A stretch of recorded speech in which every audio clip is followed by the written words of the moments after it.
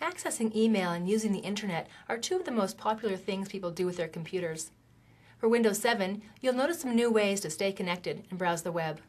Hi, I'm Jean White, a writer on the Windows team, and in the next 5 minutes, I'm going to show you what's new with email and Internet Explorer in Windows 7. Let's start with email.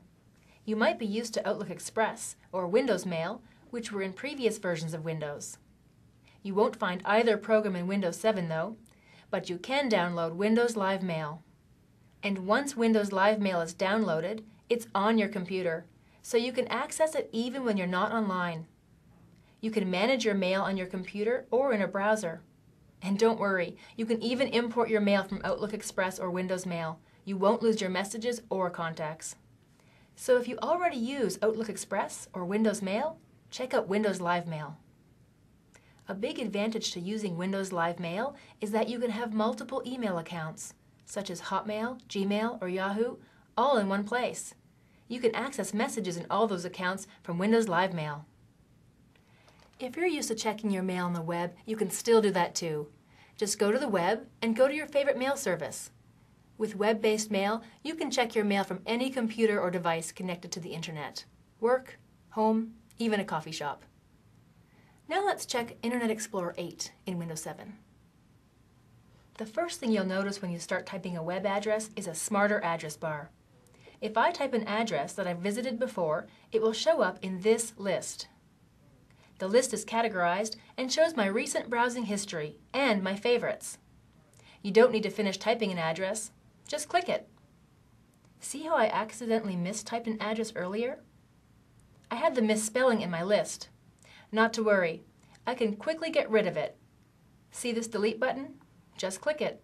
The address is removed from my browsing history. Do you sometimes check email from a library, coffee shop, or other public place? Then try in-private browsing. With in-private browsing, there's no record of your cookies, temporary internet files, or browsing history.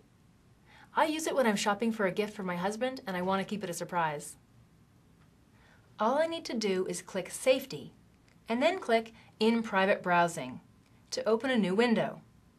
Now, as long as I'm using this browser window, there's no record of the websites I visit. There are also some new changes in the way you open additional web pages. In Windows XP, when you wanted to open a second or third web page, you had to keep opening Internet Explorer in new windows. Windows 7 is different. See how Internet Explorer 8 uses tabbed browsing? Tabs let you have many web pages open at the same time in the same window, each on its own tab. Even so, opening a lot of tabs can be overwhelming. To make it easier to keep track of all of them, when you open a new tab from an existing page, the new tab is placed next to the original and is color-coded so you can see which tabs are related. And have you ever accidentally closed a website you were visiting? It's frustrating, especially if you don't remember its address. In Windows XP, all I could do was dig through my browser history and hope to find it. Well, with Internet Explorer 8, just open a new tab to find your way back to one or all of the closed websites. Click here to reopen your last browsing session. Web slices and accelerators are new ways to get information faster in Internet Explorer. If you often check things like email, stock quotes, or online auctions, you can use web slices to keep up to date.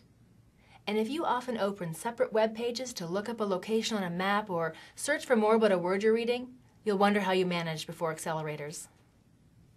Let's start with web slices. A web slice makes it easy to get information from specific parts of a web page. I often check the news, but I don't want to reopen the website every time. If a web slice is available on a page, you'll see a green icon, like this. Click the icon to subscribe to the web slice. Now it'll be in your Favorites menu. When new information becomes available, the web slice will be highlighted. Click it to go straight to the site. Until now, if something caught your eye on a web page and you wanted to search for more information, or you needed to look up an address on a map, it took a lot of time copying and pasting or retyping the text in another address bar. Accelerators offer an easier way. If you see a word you'd like to know more about, select it and click the button that appears. Now you can search for it. You can use accelerators for other routine tasks too, like emailing or blogging, translating a word, or finding a map. Want to learn more? Check out the guide for this video. It has a lot of information, including step-by-step instructions, so you can explore Windows 7 on your own.